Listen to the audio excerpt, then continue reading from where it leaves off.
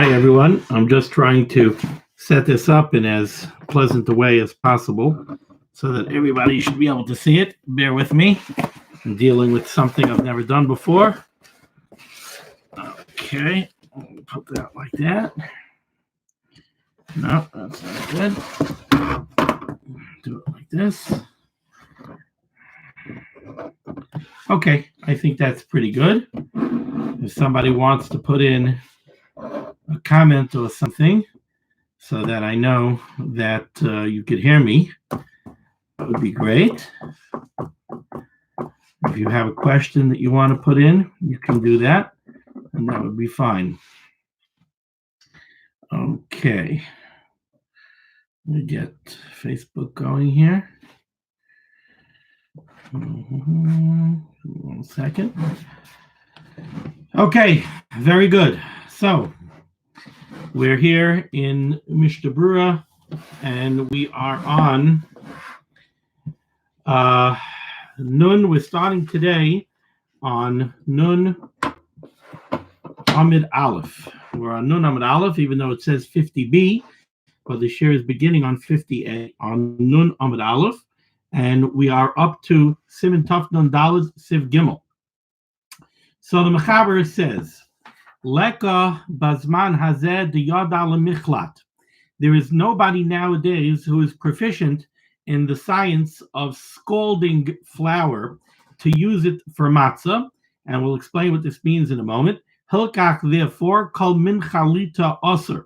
Any type of scalding flour to use it for matzah purposes is forbidden. Says the Mishnah Berurah back on Nun Amid Aleph in Sif Katan Yud Aleph. Mishnah Berurah says, Leka Bazman Hazeh, says the Mechaber, Ritzaynoi Loimar. What the Mechaber wants to say over here is, Mitzad Hadin, according to the strict law, Im Chaylet HaKemach, if you would scald flour, Dahainu, what does that mean, to scald the flour? Dahainu, Shenoistin Beroischen, that you take the flour and you put it into boiling water. Shehem Rusachin Resicha Aza Al Ha'or. We're talking about boiling water that's boiling very, very hard, and it's boiling in a pot that's on the fire.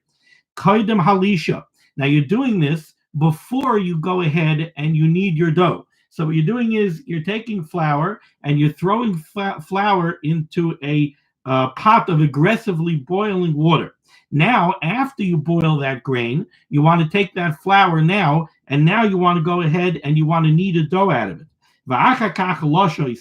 After boiling the flour, now you want to knead it and form a dough out of it.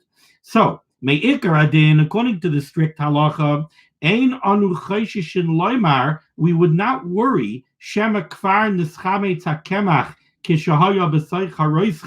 maybe the dough, maybe the flour that you put into this boiling water became chametz while it was in that pot of boiling water. Maybe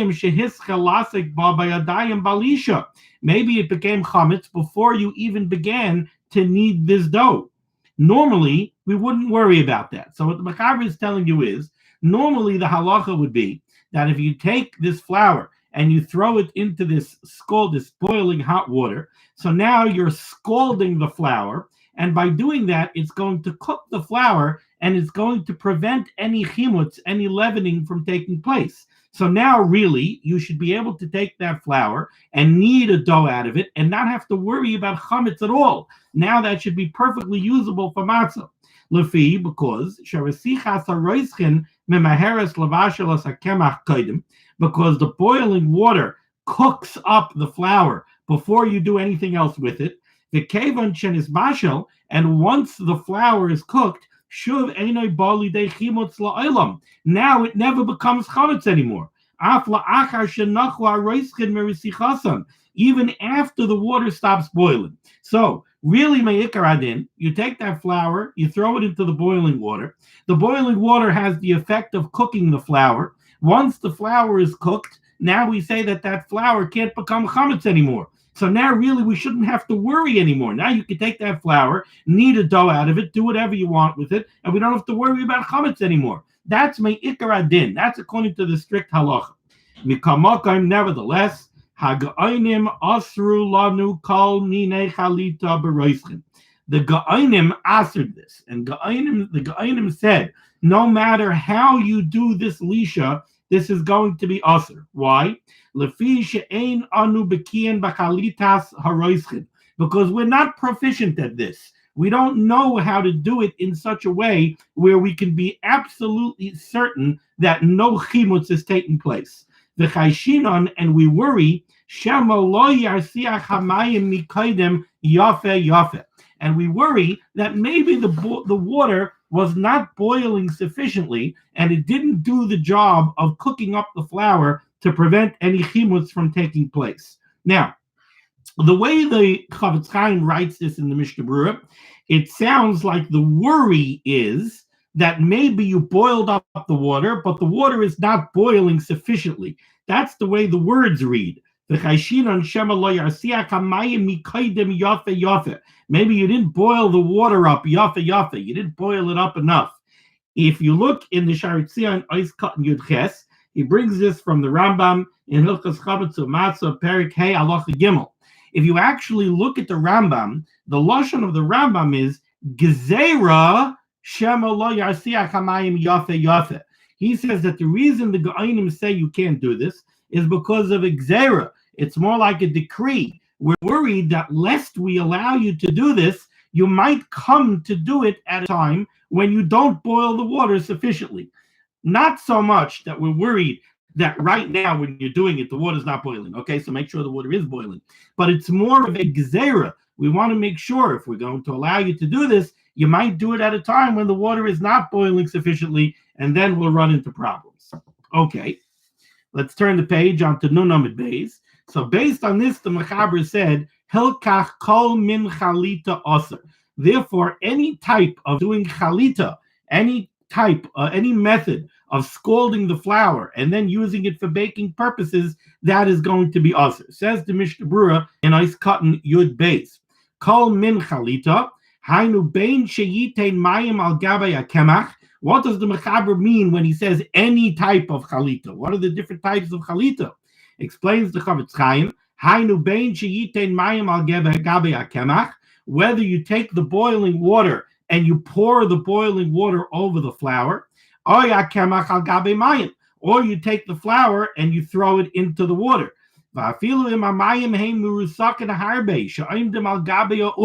And this is going to be aser because of the isser of the Ga'ainim. This is going to be aser even if the water is boiling very, very well in a pot that's on the fire. And it's like you're making a pot of farina. You know, you take the farina and you throw it into the pot and you mix. Says the Mishnah Berurah that this isser of the Ga'ainim on chalita is even if you have an aggressively boiling pot and you pour the flour in and you're stirring the pot while you're doing it. Nonetheless, the Ga'ainim asered this. Ois Katan Yud Gimel aser bein ba'achila ubein b'hana. The Chavetz Chaim tells us that when the Mechaber says that this chalita, this scalded flour is aser, he says you should know that it's aser ba'achila. We consider it chametz, and it's aser ba'achila. Ubein bahana. It's also aser bahana. You're not allowed to derive any benefit from this scalded flour on Pesach. V'hu adin she'aser lahashoisei. You're also not allowed to retain this scalded flour in your possession on Pesach. Because since we're not proficient in this methodology of scalding flour to make sure that it doesn't become chametz, we have to worry that it is chametz gomer. Excuse me for 1 second. Baruch atah Adonai Eloheinu melech haolam shakol niyeh b'dvarim. So we have to worry that once you put the flour into the water, maybe it became chametz gomer. But there is a kula here, continues the Chavetz Chaim. Ve'im nis'arva b'tavshil. Well, this is not a kula yet. Ve'im nis'arva b'tavshil. If a minuscule amount of this scalded flour would fall into a dish on Pesach, oiseres b'mashahu. It's going to aser that dish. It's going to render that dish prohibited, even in a mashahu, even if it's a tiny amount of this scalded flour, because as we know, chametz is aser b'mashahu.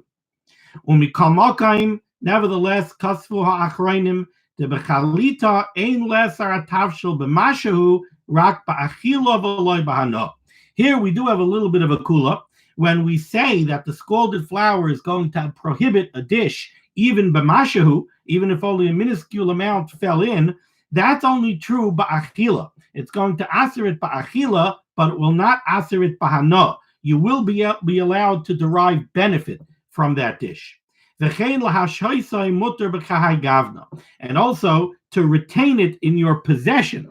It's not going to be something that we're going to consider chametz she'avar alav pesach. It's not going to be something that you're going to be over by your raw, by your motzei on. You're allowed to retain it in your possession on Pesach. I'm sorry, I'm just trying to adjust the camera to get a little bit of a better angle over there. But it's giving me a bit of a rough time. I'm sorry, Facebook, because I keep on blocking your camera with my hand. The wonders of modern technology. Okay. Says the Chavetz Chaim weiter. We said, so we said you would be allowed to derive benefit from this taruvus, and also you'd be allowed to retain it in your possession. Now, what's the reason for that? The reason for that is because, like we've been saying, the whole reason for this isser of chalita is only mitam gzeras ha'ga'onim. This is based on a gzera of the ga'onim. Now, the isser of chametz b'mashahu is only an isser d'Rabbanan. So if we're dealing with taruvus of chalita, of scalded flour, where it's only a mashahu of scalded flour that fell into a dish, and the whole chalita is only aser because of gzeras ha'ga'onim, we're not going to be machmir now and say that because of that mashahu of chalita that fell in, you can't derive any benefit and you can't retain it in your possession. That machmir we're not going to be. Continues the Chavetz Chaim, it's right by the Ois Chav Gimel for the Shara Tzion in the Mishnah Berurah. Oid Kasvo HaAchrayim. The Achrayim also write, Mi sheyesh lo chayli bebitnai. If somebody had some kind of a stomach ailment, or refuasai, and the refuah for this ailment is shecholtin se'orim, where they would scald barley on the person's abdomen. If somebody has this illness on Pesach, v'yesh by sakana, and he has it to the degree where he's a chayla sheyesh by sakana, mutar liyisrael asoisai b'derech chalita. A yid would be permitted to do this refuah using the method of chalita. So you would be allowed to scald this barley, scald this oats, and now because you're dealing with a chayla sheyesh by sakana, a chayla that's in danger, you could use this scalded preparation of grain to cure him. Tahainu, what would you have to do? Shamar sichin hamayim heitev. Make sure you boil up the water very, very well.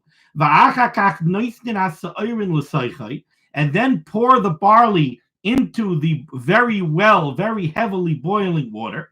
The af shahu b'sakana. Now you'll tell me, why do I have to be so careful? Why do I have to make sure that the water is boiling heavily and that I pour the barley in slowly into the boiling water so as not to cool it down?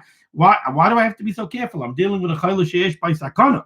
Says the Chavetz Chaim, the af shahu b'sakana, even though we're talking here about a chayla sheyesh by sakana, kol she'efsher b'tzad heter yaseh b'tzad heter. If you could do it in a way that's mutter, and you're not going to lose time, and you're not going to risk anything, so if you could do it beheter, do it beheter. V'im ein by sakana, but if you're dealing with a chayla she'ein by sakana, if you're dealing with an ill person who's not in any danger whatsoever, afilu b'derech chalita, even to do this in the above described manner, you're still not allowed to do it. Also, afilu b'derech chalita, t'mayachar she'ein anu b'kiyin, because again, since we're not proficient in this method of chalita, when you do this chalita, we're worried that you might actually come to be over bal yeroeh. You might produce chametz gamur by doing this chalita in an improper way. So we don't want you to do it if it's a chayla she'ein by sakana. Let's say you have a non-Jew who can prepare this preparation for the refuah, and he's using his own barley, so it's not yours. And if chametz gets produced, it's not your chametz. Or maybe the yid has barley, the yid has grain, and he's makne it to the non-Jew he gives it to the non-Jew so that the non-Jew acquires it before they do the chalita. Mutter afilu be'ein by sakana. Then this would be mutter if you're dealing with a chayla, even if it's a chayla she'ein by sakana. Because what's the problem? There's no problem here of bal yerah because the yid doesn't own the chametz; it belongs to the guy. And as far as the isser hana, there's no isser of hana because the chayla, the ill individual who's gaining benefit from this preparation, the benefit that he's gaining that benefit for refuah purposes. That's not derech hanosai. That's not the way that this preparation is typically used for pleasure. It's not the way it's used for hana. So that would not constitute a forbidden hana. Says the Chavetz Chaim, if you can prepare this preparation by using meiperos, by using some type of fruit juice, mutter af al yidei Yisrael, then this would be mutter. It would be permissible for this to be done by a yid. Afilu be'ein by sakana, even if the chayla that you're dealing with is a chayla she'ein by sakana. To be made peros einoi machmitz, because we say that fruit juices do not cause chimutz. They don't cause grains to leaven. V'ayin be'biur halacha. He says, take a look in the biur halacha. The lengthy biur halacha here, exactly when you should do it, exactly when you should not do it. Kasav Chayei Adam. The Chayei Adam writes, Kisha'anshe chayolois oivrin bepesach. Let's say you have some kind of army, some kind of either the king's army, the country's army, or some kind of foreign legion is passing through your town. V'kaifin liYisrael levashel mahen mine grufin. And they need food, right? So they need quarter. They don't want to live in your house, but they need you to prepare food for them. So they bring grain, or they tell you to take your grain, and they want you to prepare grits. I think groifen is basically grits. So they want you to take the grain, and they want you to make a cereal. They want you to boil up this cereal for them. Now, it's hard to say no. You have an army at your door. You have soldiers at your door. If you happen to have something like buckwheat, which is not a grain that we say is bali de chimutz, more like a kitnius, matayv, that would be the best thing. Go ahead and cook them grain. That's not problematic. However, we said one of the problems with kitnius is that there's often from the chameshes mine dagon, there's often grain from the 5 species of grain that does become a chametz that's mixed in there. So therefore, the Chavetz Chaim says, before you go ahead and you cook this kasha, this buckwheat for the soldiers, make sure you go through it and you pick out any grains from the chameshes mine dagon that might be there. If you can't get rid of them, if you can't, accommodate them by making buckwheat, by making kasha, and they give you barley, they want you to make it out of barley. If you could buy them off with money, if you can give them a bribe and you can say, listen, it's my holiday, this is difficult for me, listen, I'll pay you money, go to the restaurant. Then you're obligated to give them money according to your ability to try to bar yourself out of this. If you can't, if they don't want to accept it, or you're not a man of means and they want a sum of money that you can't possibly give, Azai Yizoher HaYisrael Al Kalpanim Lasois Chalita. So then what the Yid should do is he should make sure to do it with this process of Chalita. He should make sure Tahainu Sheyaniach Lavash Shalamayim Mikaidem Achiyam Avushal Harbe. He should make sure to boil up the pot of water so that it's boiling very heavily. Va'az Yaniach HaGreifin Ma'at Ma'at. And then add the grain a little bit at a time to the boiling water. Kedei shelo yiskar hamayim, and do it slowly so that the water does not stop boiling. Because if the water stops boiling, then you have a real problem. The Gambaretz katayv shiyasikein, and the Chavetz Chaim says, indeed, even if you're gonna get away with doing this with buckwheat, with kasha, you also should do it in this way. Aval, the Chavetz Chaim says, groifen shel shiboila shuel, grits of oats. Gomer kayadua. He says that is going to create chametz gomer. If you look at the Shar Tzion over here in Ois Chavav, he says, what do I mean when I say that kiyadua, that it's well known that this is chametz gomer? He says, Ritzayin Loymar, Over here with oats, the process of chalita is not going to be efficacious. Because the oats, it seems, had a problem that they were already chametz. So it would be no way of getting out of the Yisr of Bal Yerah. Since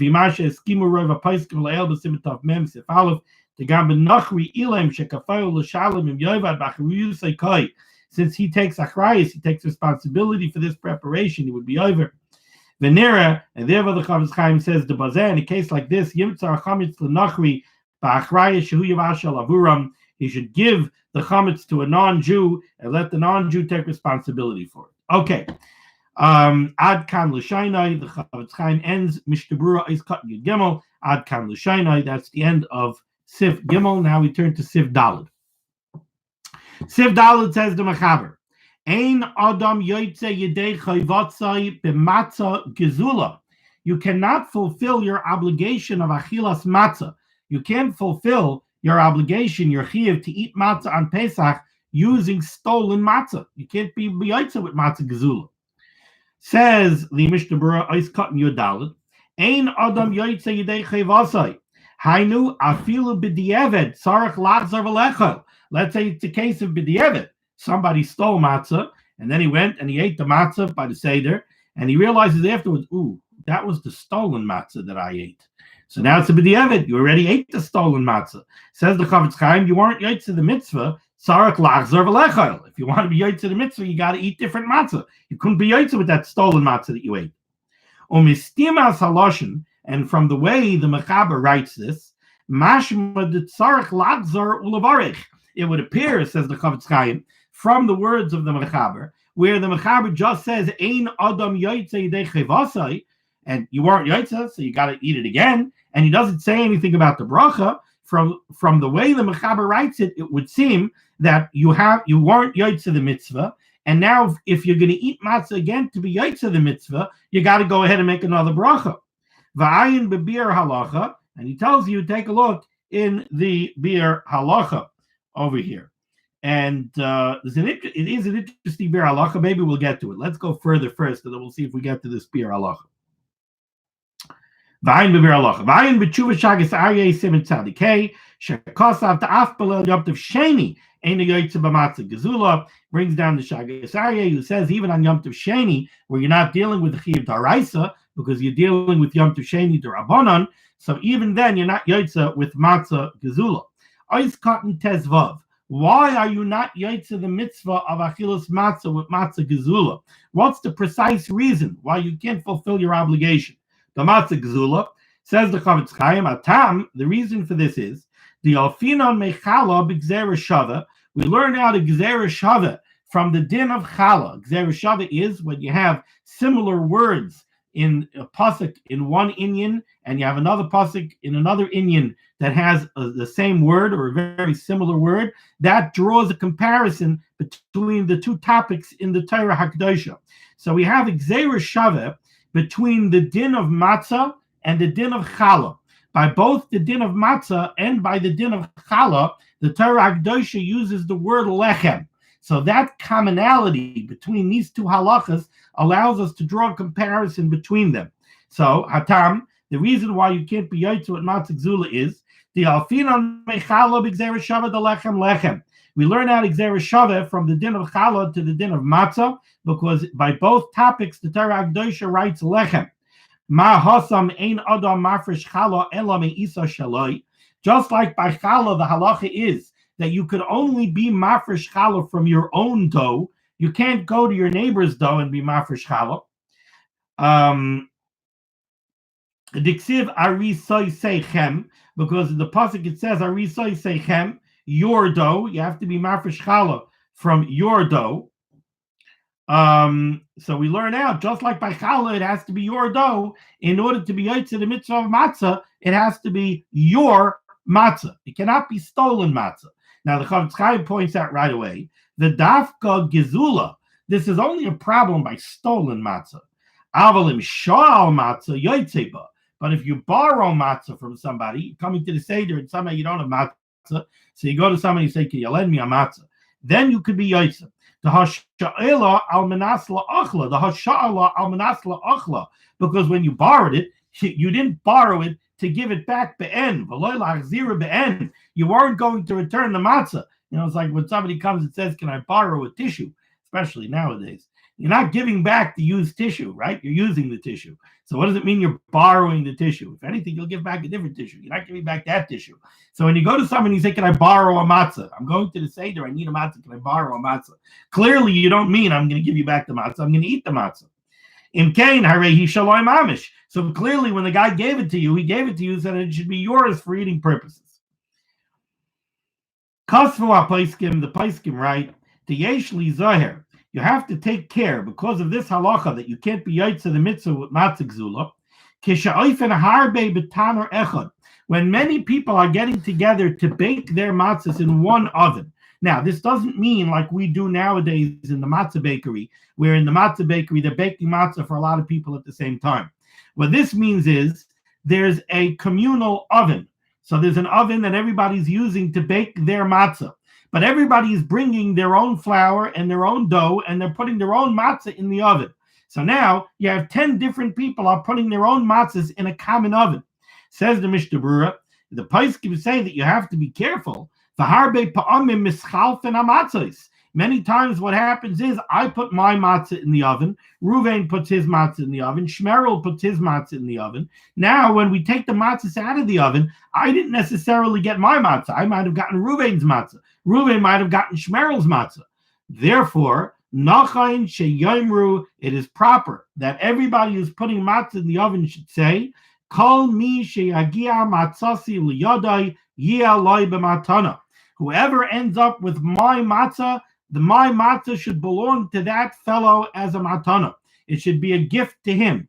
Because if not, yesh bazech shash matzah gezula. There's a little bit of a worry of matzah gezula. Let's say Ruvain didn't end up getting his own matzah. Ruvain's matzah went to Shimon, and Ruvain has akpada. He wanted his own matzah. Now Shimon has that matzah, and Ruvain, who really owns the matzah, is not so happy about it.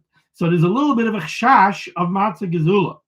The kasvu oid, and furthermore, the Paiskim say, the toiv loymar gam kain gam b'shas tchina. It's proper also to say at the time of the milling of the flour that whoever gets the flour that was ground from my wheat should have it b'matana.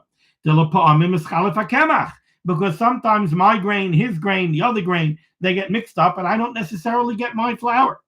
V'yesh oid prat echad masha motzi lihi kashel. Says the Mishnah Berurah, there's also another shash. There's another potential problem that people have to be careful with. And the truth is, as somebody who takes care of matzahs for the yeshiva by me, and I sell matzah, I know what he's talking about. There's another common problem that we have to be worried about. Kigoyin, for example, im kana matzah. Somebody ordered 50 pounds of matzah. And the matzah was already delivered. So Yankel ordered 50 pounds of matzah, and it was already delivered to him. He already has it. If the one who's selling the matzah already let it be known to the consumer of the matzah, that he needs the money. As you tell somebody, listen, I delivered you your 50 pounds of matzah, but I have to pay the bakery. And the bakery wants their money. And I don't have all of this money sitting in a bank account. I'm counting on your payment in order to be able to pay the bakery. So the meicher, the seller, let the consumer know that he needs the money. And he lets it be known that he can't sell the matzah on credit. So you put up a sign and you say, listen, I baked your matzah. Please prepay for your matzah orders, or your payment has to be in by this and this date. And please make your payments because we need the money to pay the bakery. And no matzah is being sold on credit. And now the seller is coming to the consumer. Maybe you could pay me for the matzahs. Do you have the money to pay for the matzahs yet? And the consumer keeps on telling the seller, come back to me tomorrow. You know what? I'll see you tomorrow night by Ma'ariv. I'll give you a check then. Oh, I left my checkbook at home. Come to me tomorrow. Come to me next week. And then Pesach rolls around, and he still didn't pay. Medina loy kana. Says the Chavetz Chaim, the consumer of that matzah was not kaina the matzah. He didn't acquire it. It's not his. Kamavur b'chayshem mishpat simin kov tzadik sif yod zayin. Umemela ein yoytze behem achakach kidei chavis matzah min ha'Torah. And then he's not able to fulfill his daraisa dika obligation of achilas matzah with that matzah because he never acquired it. Now, it happens to be that by me, I don't allow this to happen simply because even if somebody is not paying, I want everybody to be able to be yaitz of the mitzvah. So the yeshiva gives them their matzah even if they didn't pay for it yet. But I've seen this happen where, listen, I want to be dan people of kaschus. It's a very hard time of year and a lot of expenses, and matzah is very expensive. It's more expensive than baby lamb chops. So I understand, but people are nichshal in this, unfortunately.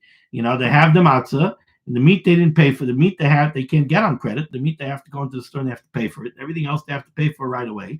The matzah they got on credit, and it's something they have to lay out a lot of money for. And they, next week, then before you know it, Pesach runs around, and they still haven't paid. Okay, this bir halacha over here on Nun Amud Beis. He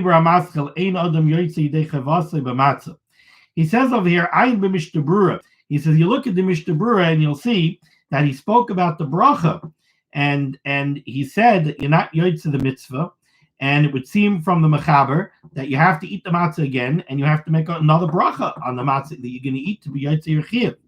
V'ayin b'chedusha Rabbi Akiva Eger u'b'sharei achrayim. He says, take a look at the Rabbi Akiva Eger and other achrayim. She'eviu shitas haritva. They bring down the opinion of the ritva. The daitai the af begazal matzah yesh shinoi maisa.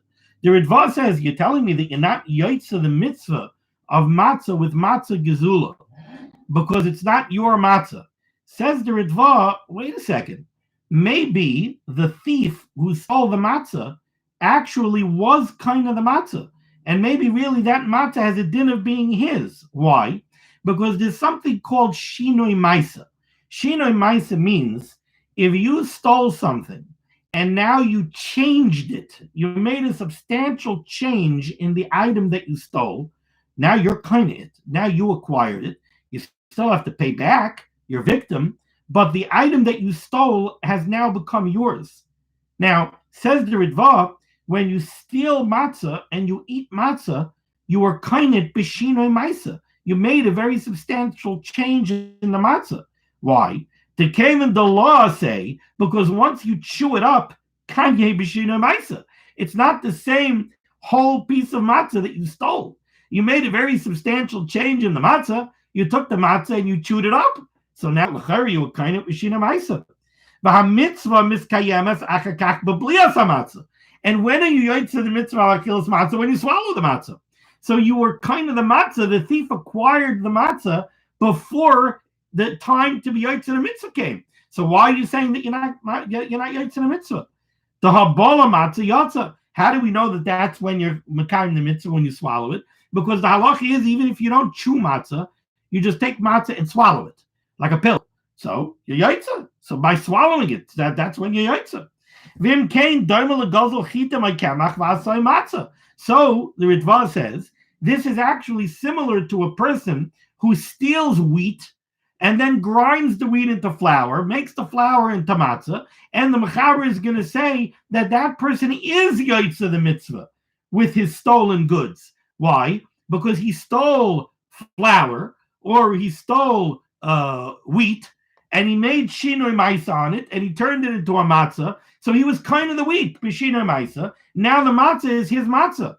So even though technically it came from stolen goods, he is yoytze the mitzvah. So says the Ritva, should be the same thing by stolen matzah. You acquire it b'shinoi maisa when you chew it up, and then you yoytze the mitzvah when you swallow it. Says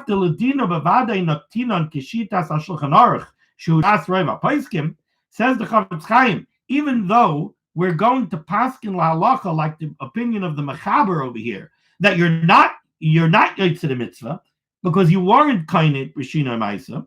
Tisvir lehu delo yatza v'tzarich lachzor alecha matzah acheres mishaloi. The mechaber said very clearly you have to eat matzah again, so he clearly disagrees with the Ritva. V'efsher desir lahu dezem mikri sha'kinyan ba al yidei mitzvah gufa. Could be that the reason the Machaber disagrees with the Ritva is because he says, what do you mean that you were kind of the matzah before you were yotze the mitzvah? Maybe the Machaber holds that, no, how were you kind of the matzah? Through the kiyum of the mitzvah. The kiyum of the mitzvah is eating the matzah. That's how you were kind it. You made the shina maisa by eating the matzah, by chewing it up and swallowing it. That's how you made the shina maisa. So maybe the kaibel on the simit reish mem test the loy mahani, that's not good enough. You have to be kind it before, not through the mitzvah. Because even though it's true that if you swallow the matzah without chewing it, you yotza.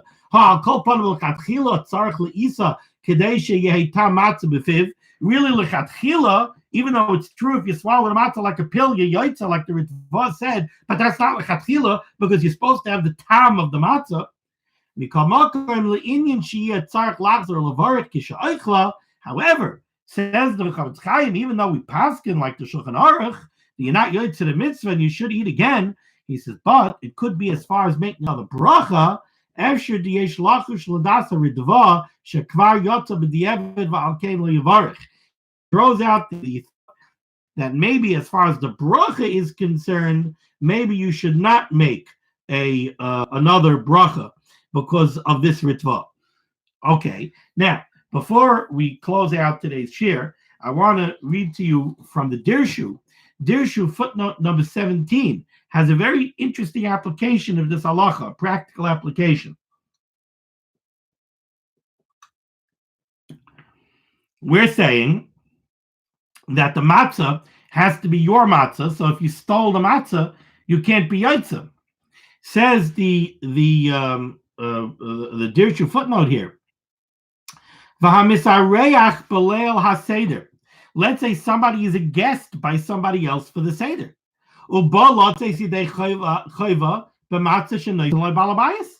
he's not bringing his own matzah. He's going to be yotze the mitzvah with the matzah that you, the host, give him. Is that a problem? Do we have to worry that he can't be yotze the mitzvah because the matzah is not his? Kasa b'shal s'tshuvas imrei bina. The Sha'al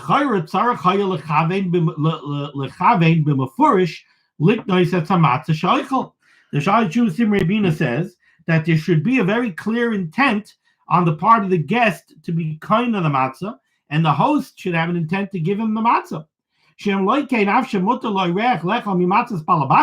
Because without that, even though it's definitely permissible for the guest to eat the matzah that belongs to the host, but it's still technically not his. Okay, that cause of Sfas Emes, and the Sfas Emes says the same thing, that if you're a guest and you're eating the host's matzah, you should have clear intent to be kind of the matzah, and the host should have the intent to give it to you.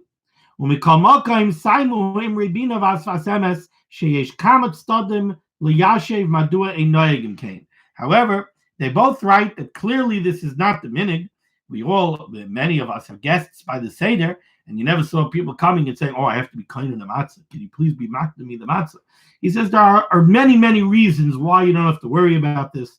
V'hayru hagayin Yezu Sham al Yashiv, v'hagayin Reb Shmuel Zalman Auerbach, sheroi lahader ulahaknois b'meforish ha'matzah l'chalechad ve'echad me'archim.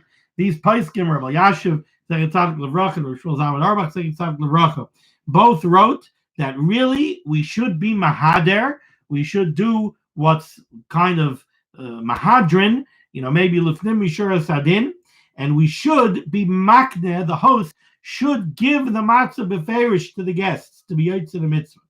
Amnamim loyasu kain. However, if you didn't do that, das Rabbi Yashiv shemiyikra adin yotzim b'yidei chayva, that you're going to be yotze the mitzvah anyway if this was not done. Shekeven shabalabayis his minas archav, because since the balabayis invited these guests to come, clearly he invited you to come for the seder, and he's giving you matzah. Clearly, he wants to give you the matzah in a way that you're going to be yotze the mitzvah. So it's like an umdana. It's a given that he's giving you the matzah in a way that he wants you to be yotze your chiv. So that means he's giving it to you with a kinyan gomer. V'agayin Reb Shlomo Zalman Auerbach, Shlomo Zalman Auerbach, Noisef liyashev is bin a. He adds another reason why we're accustomed not to worry about this. She'ulai noitim kedas ha'ma'ari korkas v'hakesev Mishnah b'das Rambam she'le'inyan achilas matzah dai b'kach sheyesh lo ba heter achila b'kdei sheyischashev kishaloi. It doesn't have to really be yours. It only has to be yours to the extent that you have a heter achila, that it's permissible for you to eat it. And it doesn't have to be that it belongs to you fully. Okay, we're going to stop over here. To those of you that are listening, I kept it out of the shir, but I do intend on posting some quick thoughts on what's going on all over the world, and some a little bit of a not so much Teradika perspective, but some Teradika eitzes of what we could do to garner schusim. I want to do that under a separate post, so keep your eyes and ears open. I'll put it on YouTube. I'll put it on Facebook. Everybody, stay healthy, be well. Rabbi Shalom should give everybody siyata d'shmaya. He should protect Klal Yisrael. He should make this Eis Tzara go away. Don't listen to the prognosticators. Nobody knows anything. Chuas Hashem keharafayin. The Rabbi Shalom, the same way the Rabbi Shalom made this come out of nowhere, and the same way it took over the world, really the world, so quickly, the Rabbi Shalom could make it go away even quicker than that. So Chuas Hashem keharafayin. Everybody should practice emunah and betachan. We should realize that there isn't a germ, there isn't a virus, there isn't a bug that is random. Everything goes where it's going to go. The Das, the Rabbi Shalom is a meitiv, the Rabbi Shalom is a Rachman, the Rabbi Shalom is a Merachim al Habriyos, like we say in Baruch Amar, Baruch Merachim al Habriyos, the Rabbi Shalom is a Rachman. We should try to use this time period as a Zman of Aliyah. We should use this time to think, how could we improve ourselves? We're less busy than we were to a certain extent. You can't do a lot of the things that you would normally do. People should use the time to do some introspection, and like Rabbi Yisrael Reisman said so beautifully in the Agudas Asifa, we should be able to look back on this time, and that was a time of a Zman Aliyah. People went up in Ruchnius, people improved themselves in Ruchnius, and they had a spiritually inspiring time. We should infuse our tefillas with more meaning, especially those of you who are davening at home. You don't have a fast shliach tzibur that's rushing you. You have time to daven. You can daven in a nice slow pace. We should infuse our tefillas with more meaning. It should be a time that brings us closer to the Ribono Shel Olam. Everybody should be well. Thank you for listening. Be well.